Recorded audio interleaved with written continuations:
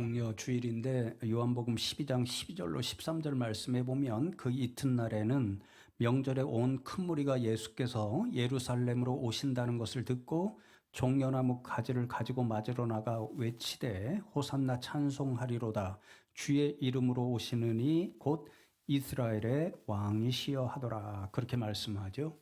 예수님께서 예루살렘에 들어가실 때에 많은 백성들이 나와서 종려나무 가지, 당시의 승리의 상징이었습니다. 그것을 흔들면서 호산나, 우리를 구원해 주십시오, 이런 간구가 담긴 외침이지요. 그러면서 마지막으로 이스라엘의 왕이시여, 이렇게 외치고 환호했습니다.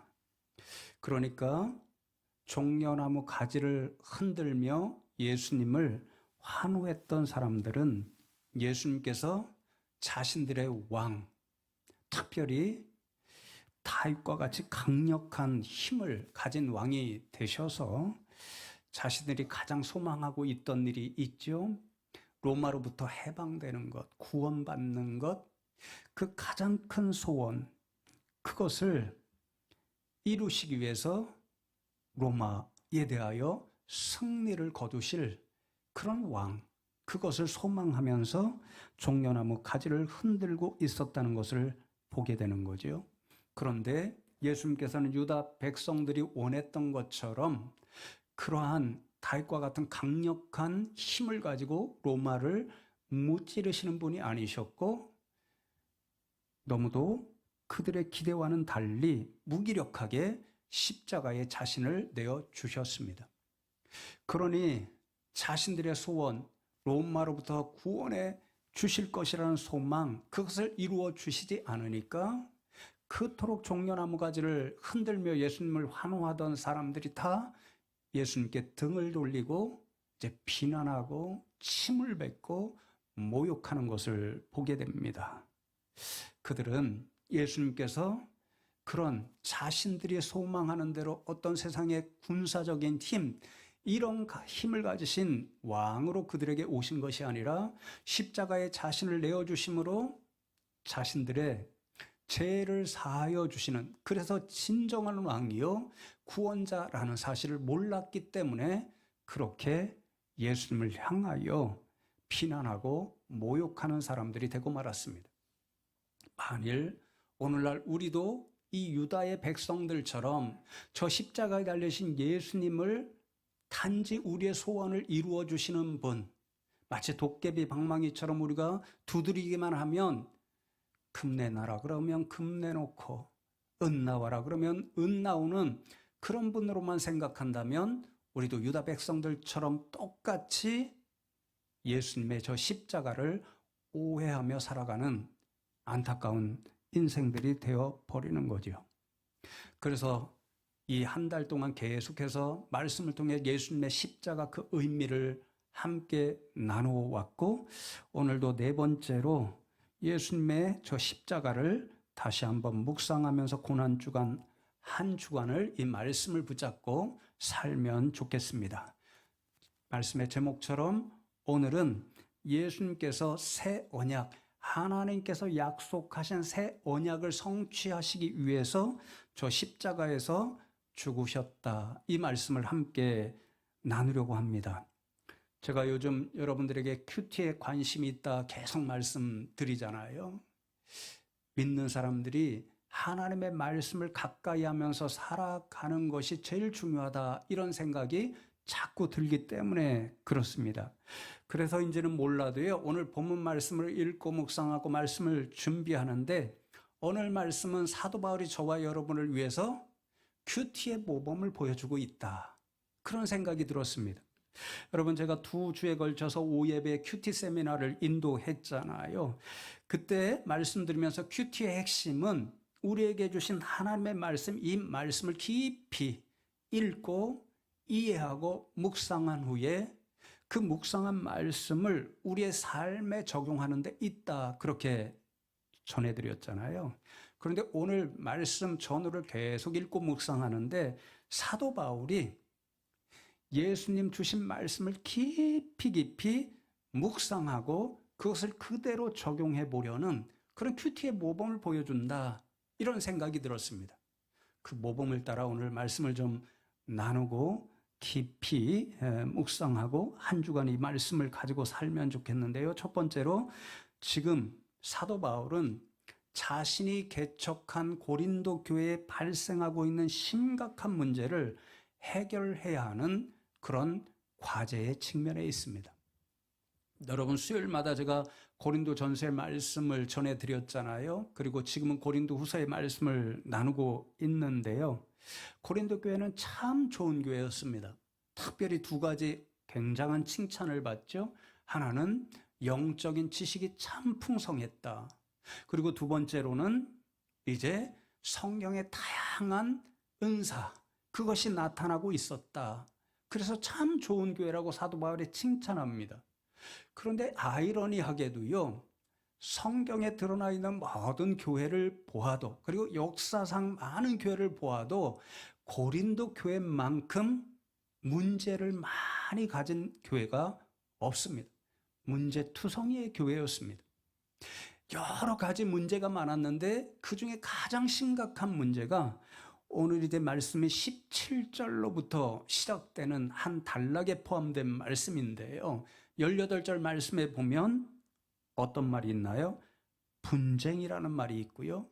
19절 말씀에 보면 파당이라는 말씀이 있습니다. 고린도 교회는요, 파당이 나누어져서 심각하게 분쟁하고 있는 교회였습니다. 기억하시나요? 네 파가 있죠? 무슨 대파, 쪽파 이런 거 아니고 파당, 네 파가 있었습니다. 고린도 교회를 개척한 바울을 지지하는 바울파, 바울이 떠난 후에 고린도 교회를 목회했던 목회자 아볼로를 지지하는 아볼로파, 그리고 12제자 중에 수제자였던 게바, 베드로를 지지하는 베드로파. 너희들은 사람만 파로 삼냐? 진짜 우리는 예수님 파가 되어야 돼. 진짜 그런 마음이 있었는지는 몰라도 어쨌든 싸우기 위해서 우리는 그리스도파야. 네 파가 있었습니다. 심각하게 분열하고 다투고 갈등하고 있었는데요. 안타깝게도 오늘 말씀에 보면 유사한 문제가 바로 성찬의 자리에도 있었습니다. 20절과 21절 말씀을 보시면 그런즉 너희가 함께 모여서 주의 만찬을 먹을 수 없으니 이는 먹을 때에 각각 자기의 만찬을 먼저 갖다 먹음으로 어떤 사람은 시장하고 어떤 사람은 취함이라. 만찬을 먹을 수 없는 이유가 이는이 이유거든요. 먹을 때마다 제가 강조했죠. 각각 자기의 만찬을 갖다 먹기 때문이다. 그 이유 때문에 만찬에 함께 할 수 없다. 그렇게 꾸지람합니다. 이게 무슨 말씀이냐면요. 우리가 사도행전 말씀을 보면요. 성령 강림이 임한 후에 예루살렘 모교회가 탄생하잖아요. 세상에서 가장 아름다운 교회였다라고 우리가 알고 있잖아요. 날마다 모여서 떡을 함께 떼고 하나님을 찬송했다라고 사도행전 2장 말씀에 기록되어 있습니다. 떡을 떼고 먹는 일이 매우 중요합니다. 예배의 한 구성 요소가 되었습니다. 예배의 자리에는 항상 성찬이 있었는데 당시에 이 성찬은요, 성도님들과의 공동 식사. 우리가 이제 예배를 마치고 이제 위에 올라가면 식당을 보수해서 함께 공동 식사를 하게 되잖아요. 근데 그것이 예배의 자리에 성찬과 함께 붙어서 먼저 애찬이라고 불리는 공동 식사를 한 다음에 주께서 제정하신 성찬의 자리로 나아갔습니다. 그런데 그때 필요한 음식들을 아마도 각 가정에서 준비해 오도록 고린도 교회는 했던 것 같습니다. 그런데 그런 일 가운데 어떤 일이 벌어졌냐면요. 성도님들이 크게 보면 두 부류여 있습니다. 한 부류는 집이 좀 넉넉하신 분들. 그래서 개인적으로 어떤 하루하루 노동을 안 하셔도 되는, 아마 노예도 있고 머슴도 있고 그랬었을 것 같습니다. 그런 분들은 집에서 자신이 먹을 음식을 많이 준비해서 예배 시간에 상대적으로 일찍 오실 수 있었습니다. 그런데 또 한 부류의 성도님들 가운데는 아주 가난한 성도님들이 계셨습니다. 그 성도님들은 하루 벌어서 하루를 살아야 됐기 때문에 어떤 분들은 노예도 있었고, 그러니 하루 종일 노동을 하다 보면 집에 들려서 음식 준비할 시간도 없었고, 음식을 충분히 가져올 여유도 없었고, 그래서 일을 끝내자마자 교회로 오는데 늦게 옵니다. 그런데 부유한 성도님들이 음식을 가져오셔서 그들을 기다리지 못하고 아마 배고프니까 음식을 다 먼저 먹습니다. 심지어는 그렇게 먹어서 배불리 먹은 동시에 포도주를 많이 마셔서 취한 상태로 예배를 기다리고 있습니다. 그런데 늦게 오시는 분들은 어떨까요? 가난한 성도님들은 먹을 것이 없습니다. 남아있지 못해서 혹은 조금 남아있는 것 나누어 먹을 뿐입니다. 그러니까 배가 고프고 상대적으로 일찍 와서 배불리 먹고 눈에 보니까 너무 마셔서 취해 있는 그 성도님들을 보면서 상처를 입게 됩니다. 두 부류의 성도님들이 한 교회를 섬기는데 그 관계가 항상 서먹서먹하고 갈등이 있습니다. 그래서 22절에 보면 사도 바울이 너희가 하나님의 교회를 업신여기고 빈궁한 자들을 부끄럽게 하느냐, 그렇게 꾸지람하면서 이런 일이 계속 있으면 성찬을 통해서 유익을 얻고 은혜를 보아야 되는데 오히려 해로운 일이 일어나니까 17절에 그렇게 기록되어 있죠.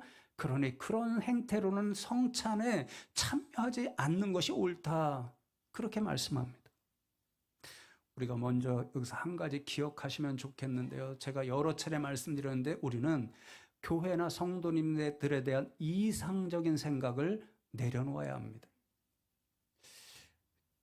제 생각을 이번에 말씀을 준비하면서 어느 주석서를 보니까 너무도 잘 적어 놓았던데요. 이렇게 적습니다. 좀 빠른 속도로 읽어드리면 어떤 사람들은 교회를 천국처럼 생각합니다. 교회는 거룩한 성도들의 모임으로 늘 사랑과 위로와 감사만 넘칠 것이라고 생각합니다. 그래서 교회에 다툼이 있고 논쟁이 있으면 쉽사리 상처를 받기도 하며 교회에 대해 등을 돌리기도 합니다. 그러나 이것은 오해에서 비롯된 것입니다.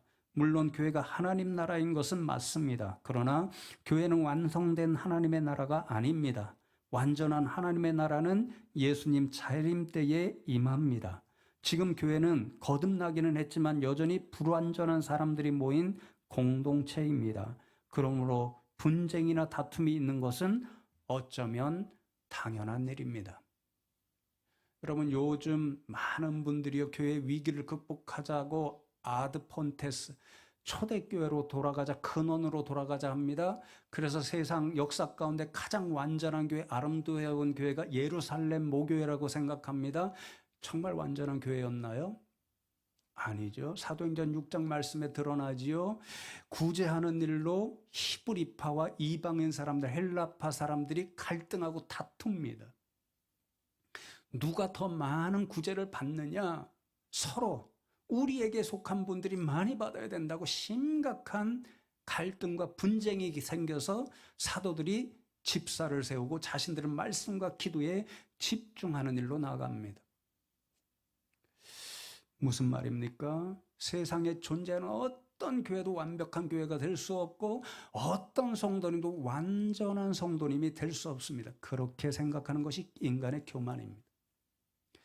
항상 그래서 교회는 문제도 생길 수 있고 갈등도 생길 수 있는데 중요한 것은 그런 것을 보면서 교회가 왜 이 모양이냐, 성도가 왜 이 모양이냐 이렇게 비난하는 것이 아니라 함께 마음을 모두어서 그 상처를 부둥켜 안고 기도하면서 어떻게 해결할 것인가, 이것이 진짜 중요한 일이죠. 지금 고린도 교회에 그런 문제가 발생했습니다. 사도 바울은 교회 지도자로서 어떻게 이 문제를 해결해야 할까요? 두 번째로 사도 바울은 고린도 교회의 문제를 해결하기 위해 예수님의 말씀, 보다 정확하게 말씀드리면 예수님께서 성찬을 제정하시면서 주신 말씀을 깊이 묵상하고 거기에서 답을 찾기 시작합니다. 결론부터 말씀드리면 성찬에 관한 예수님의 말씀을 통해서 사도 바울은 지금 현실에 발생해 있는 이 교회 문제를 생각하면서 거기에 알맞는 성찬의 의미를 해석하고 적용하려고 합니다. 그 결론이 11장 26절의 말씀입니다. 너희가 이 떡을 먹으며 이 잔을 마실 때마다 주의 죽으심을 그가 오실 때까지 전하는 것이니라. 그렇게 말씀하죠. 사도 바울이 예수님이 제정하신 성찬의 모든 말씀을 깊이 묵상한 끝에 내린 결론이 성찬의 목적이 어디에 있는가 그것이었습니다. 그 목적은 예수님의 죽으심을 예수님 다시 오시는 재림의 날까지 계속해서 전하는 데 있다라는 것이었습니다. 전한다는 말은 선포해서 알려준다. 그래서 오늘 찬양에도 들어있었죠. 전한다는 것은 확장하면 복음을 전파한다 그 말입니다. 그러면 무엇을 선포해서 전하고 알려주어야 할까? 사도 바울은 예수님의 십자가 죽음이라고 이야기합니다.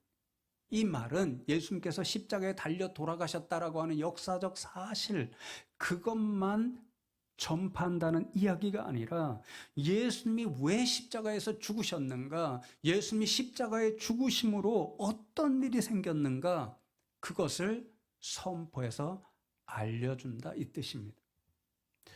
여러분, 예수님께서 왜 죽으셨는가? 예수님께서 친히 오늘 말씀해 보면 23절로부터 25절에 자신이 성찬을 제정하시면서 십자가 죽으심의 의미를 이렇게 말씀해 주시지요. 내가 너희에게 전한 것은 주께 받은 것이니 곧 주 예수께서 잡히던 밤에 떡을 가지사 축사하시고 떼어 이르시되 이것은 너희를 위하는 내 몸이니 이것을 행하여 나를 기념하라 하시고 식후에 또한 그와 같이 잔을 가지시고 이르시되 이 잔은 내 피로 세운 새 언약이니 이것을 행하여 마실 때마다 나를 기념하라 하셨으니 그렇게 말씀합니다. 예수님께서 자신의 십자가 죽음을 두 의미로 말씀해 주시는데요. 첫 번째로는 먼저 떡을 들어 축사하시고 제자들에게 나눠주시면서 이것은 너희를 위하는 내 몸이다 그렇게 말씀합니다. 너희를 위한다 이 말씀은요, 예수님께서 십자가에서 죽으시는 자신의 육신을 너희들의 죄를 위한, 우리 인생들의 죄를 위한 속죄의 제물, 대속의 제물, 화목의 제물, 그것이 되셔서 죽으신다 이 말씀입니다. 그러므로 예수님의 십자가 죽음은 1차적으로 무엇을 의미하나요? 우리의 죄를 속하여 주시기 위한 속죄의 죽음이셨습니다. 어떤 주석가는 이 내 몸, 이 말씀을요, 나의 전부라고 해석해 놓았더라고요. 그러니까 예수님께서 십자가에서 죽으셨다는 사실은 저와 여러분을 죄로부터 구원해 주시기 위해서 자신의 모든 것 전부를 아낌없이 십자가에서 내어주신 그런 죽음이셨다는 것을 의미합니다. 그리고 나서 예수님은 잔을 들어 축사하신 후에 이 잔은 내 피로 세운 새 언약이다 그렇게 말씀하십니다. 새 언약, 이 말씀은 구약의 두 말씀을 예수님께서 생각하시면서 주신 말씀인데요. 출애굽기 24장 8절 먼저 말씀을 보시면 모세가 그 피를 가지고 백성에게 뿌리며 이르되 이는 여호와께서 이 모든 말씀에 대하여 너희와 세우신 언약의 피니라 그렇게 말씀합니다. 하나님께서 이스라엘 백성들을 애굽에서 건지신 후에 시내산 앞에 이르렀을 때에 언약을 맺으시죠. 나는 너희들을 위한 하나님이 될 것이고 너희는 나의 거룩한 백성이 되리라 그렇게 언약을 맺으시고 그 이후에 길게 출애굽기 19장부터 24장 말씀에 이르기까지 언약 백성으로서 지켜야 할 그 말씀들, 특별히 십계명의 말씀을 핵심으로 주십니다. 그러한 후에 이스라엘 백성들이 하나님 주신 말씀대로 살고 언약을 지키겠습니다. 그렇게 맹세하니까 하나님이 하나님과 이스라엘 백성 사이에 언약이 확증되었다, 체결되었다.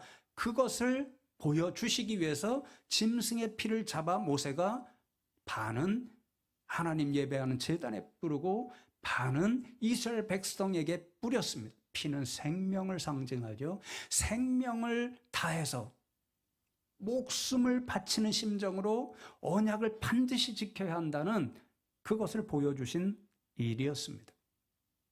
그런데 안타깝게 이스라엘 백성들은 끊임없이 이 언약을 지키지 못합니다. 끊임없이 하나님을 배신하고 끊임없이 우상을 숭배합니다. 그래서 언약을 깨트려 버립니다. 하나님이 견디다 못해 이 언약은 이제 깨어졌으니 내가 새로운 언약을 주겠다, 그렇게 약속하십니다. 예레미야 31장 31절로 32절 말씀을 보시면 여호와의 말씀이니라. 보라, 날이 이르리니 내가 이스라엘 집과 유다 집에 새 언약을 맺으리라. 이 언약은 내가 그들의 조상들의 손을 잡고 애굽 땅에서 인도하여 내던 날에 맺은 것과 같지 아니할 것은 내가 그들의 남편이 되었어도 그들이 내 언약을 깨뜨렸음이라. 여호와의 말씀이니라. 옛날 언약, 신의 산 언약은 이스라엘 백성들의 배신으로 말미암아 수없이 깨어졌습니다. 생명을 다하여 지켜야 했는데 그들이 실패했습니다. 그러니까 하나님께서 새 언약을 대신 주시겠다라고 말씀합니다. 그 언약은 영원토록 깨어지지 않습니다.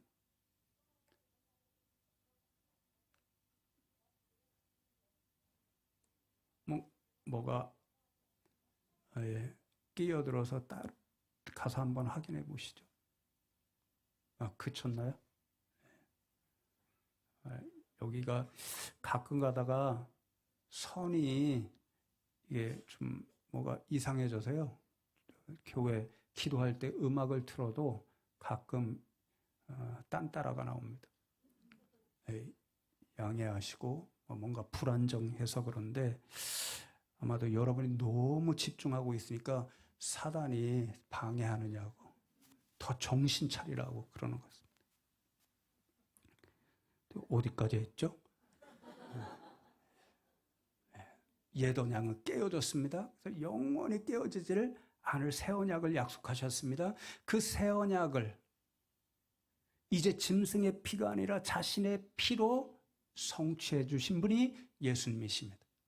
그러니까 예수님의 십자가 죽음은 하나님께서 영원히 변치 않을 새 언약을 주신다고 말씀하셨는데, 예수님의 십자가 죽음이 바로 그것을 위한 죽음이셨습니다.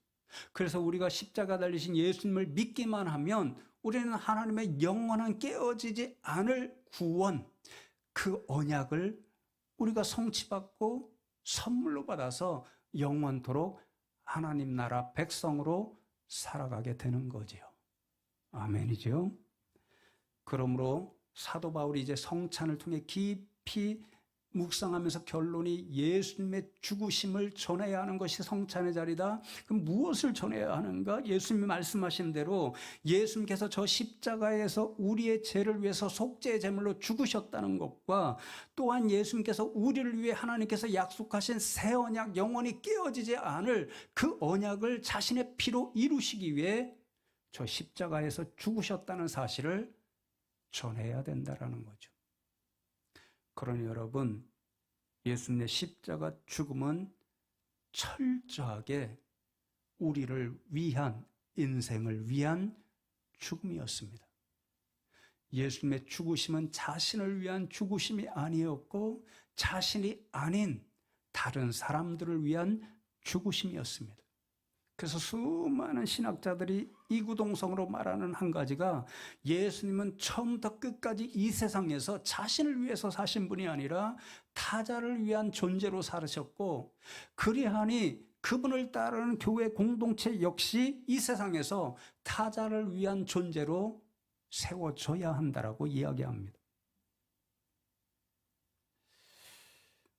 제가 이번에 말씀을 연구하면서 여러 글을 읽었는데요, 가장 인상적인 해석이, 그러므로 예수님께서 성전에서, 성찬의 자리에서 말씀하시고 십자가에서 보여주신 자신의 죽으심은 철저로 자신이 아니라 남들을 위한 죽으심이었기 때문에 우리를 사랑한 사랑의 죽음이었다, 그렇게 이야기하는데요. 특별히 사도 바울은 그것을 강조하기 위해서 이것은 너희를 위한 내 몸이다, 너희를 위한다라는 말씀을 굉장히 강조합니다. 너희를 위한다는 게 무슨 말입니까? 너희를 사랑해서 이 말입니다. 그러니 사도 바울이 성찬의 자리에서 예수님의 죽으심에 대하여 우리가 전해야 한다라고 하는 것이 무엇입니까? 예수님께서 왜 죽으셨는가? 그 죽음은 우리를 너무도 사랑하여 죽으신 사랑의 죽음이었다는 것을 기억하고 확인하고 전해야 한다는 것을 우리에게 교훈하는 거죠. 그런데 여러분, 지금 고린도 교회에 무슨 일이 일어나고 있나요? 예수님의 사랑의 죽으심을 외면하고 무시하고 모욕하는, 서로 갈등하는 그런 일이 일어나고 있습니다. 먼저 배불리 먹은 사람, 심지어는 취해서 예배 자리를 기다리고 있는 사람, 그 일 때문에 가난하고 힘든 성도님들이 상처를 입고 둘 사이에는 사랑이 아니라 미움이 싹트고 있는 그런 현장이 만들어지고 있습니다. 그러하기에 사도 바울은 그러한 성찬의 자리는 주님이 기뻐하시는 자리가 아니라고 꾸지람하면서 성찬과 십자가를 생각하면 반드시 예수님처럼 자신의 것을 나누어주는 사랑의 사람들이 되어야 한다라고 결론 내리고 있는 거죠.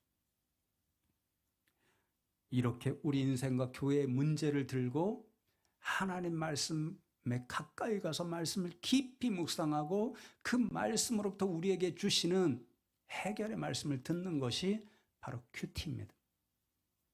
자, 그러면 마지막으로 세 번째, 사도 바울은 이 말씀 묵상을 통해 얻은 교훈을 어떻게 적용하고 실천해야 하는가, 그 지침을 구체적으로 제공합니다. 오늘 본문 말씀에 이어지는 27절로 34절까지가 바로 예수님 주신 성찬의 말씀을 깊이 묵상한 끝에 그 교훈으로부터 얻어지는 그런 것들을 적용하고 실천하라는 말씀인데, 제가 말씀드린 교회의 문제, 그것과 관련해서 가장 핵심적인 말씀이 33절입니다. 아주 짧지요. 그런즉 내 형제들아, 먹으러 모일 때에 서로 기다리라. 지금까지 성도님들이 어떻게 했습니까? 먼저 오신 분들, 먼저 음식을 가져오신 분들이, 늦게 오신 분들, 그런 분들을 기다리지 않고 먼저 먹고, 그래서 어떤 분은 취하고, 나중에 오신 분들은 음식을 충분히 먹지 못해서 배고프고 상처를 받고, 둘 사이에 사랑이 아니라 미움이 싹트고 있었습니다. 그런데 사도 바울은 이제부터는 먹지 말고 기다리라, 그렇게 이야기합니다. 함께 먹으라는 말도 되겠지만 더 중요한 의미는, 부유한분들이 많은 먹을 것을 가져왔는데 자신들만 먹지 말고 이제는 가난해서 먹을 것이 충분하지 못해서 굶주리는 그분들과 성찬의 자리에서라도 함께 애찬, 정말 사랑을 나누는 공동 식사의 자리를 함께 만들라, 그 말입니다. 자신의 것을 나누어서 함께 사랑을 실천함으로 예수님의 십자가 사랑, 사랑의 죽음의 일을 기억하면서 너희들도 남들을 위해서 함께 나누고 먹어보라, 그 말인 거죠. 이 말씀을 그대로 실천했다면 고린도 교회에 어떤 역사가 일어났을까요? 아무도 굶주려서 상처 입는 사람이 없었을 것입니다.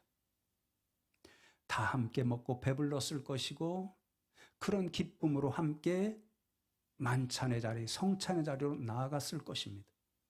지금까지는 서로 미워하고 갈등하던 분들이 이제는 그런 것들 다 내려놓고 서로 믿고 신뢰하고 존중하고 사랑하는 믿음의 공동체를 이루어 갔을 것입니다. 제가 그래서 큐티 세미나 할 때 모든 큐티의 전문가들이 공통적으로 이야기하는 결론이 있다고 말씀드렸죠. 진정한 큐티란 말씀에 대해 철저히 순종하는 삶에 있다. 큐티의 진정성은 하나님의 말씀을 자신의 삶에 적용하고 순종하고 실천하여서 말씀에 따라 삶이 얼마나 변화되어 있느냐, 변화되어 가느냐, 그것에 따라 판정된다, 그렇게 말씀드렸습니다. 사도 바울이 그것을 우리에게 교훈합니다. 사랑하는 성도 여러분, 오늘 종려주일과 이제 앞으로 한 주간 고난주간에 이 주신 말씀 생각하면서 우리도 십자가에 달리신 예수님 따라서 더 열심히 사랑하며 살겠습니다. 주님 말씀대로 우리의 삶에 그대로 순종하며 살겠습니다. 이런 믿음의 결단을 가지고 한 주간 사시는 저와 여러분 다 되시기를 주님의 이름으로 축복합니다.